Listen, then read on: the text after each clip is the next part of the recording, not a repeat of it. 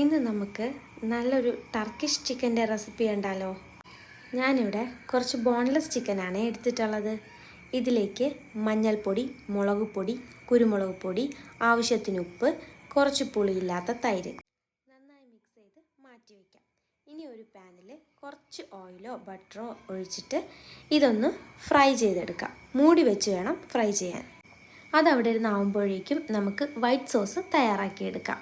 ഒരു പാനിൽ കുറച്ച് ബട്ടർ ഇട്ട ശേഷം കുറച്ച് മൈദ ആഡ് ചെയ്ത് കൊടുക്കാം. ഇതിലേക്ക് പാലൊഴിച്ച് കൈ എടുക്കാതെ ഒന്ന് ഇളക്കി കൊടുക്കുമ്പോഴേക്കും നല്ല തിക്കായിട്ടുള്ള ക്രീമി ആയിട്ട് കിട്ടും. ഇതിലേക്ക് നമുക്ക് ഒറിഗാനോ ചേർത്ത് കൊടുക്കാം. ഇപ്പോൾ എൻ്റെ അടുത്ത് പിസ്സ ഒറിഗാനോ ആണുള്ളത്, അതുകൊണ്ട് ഞാൻ അതാണ് ചേർത്ത് കൊടുക്കുന്നത്. ഇതിനിടയ്ക്ക് ചിക്കൻ റെഡി ആയിട്ടുണ്ടായിരുന്നേ.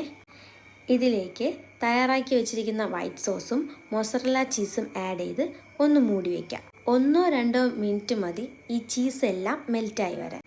നമ്മുടെ creamy and cheesy Turkish chicken ready ആയിട്ടുണ്ട്. അപ്പോൾ എല്ലാവരും ട്രൈ ചെയ്ത് നോക്കണേ.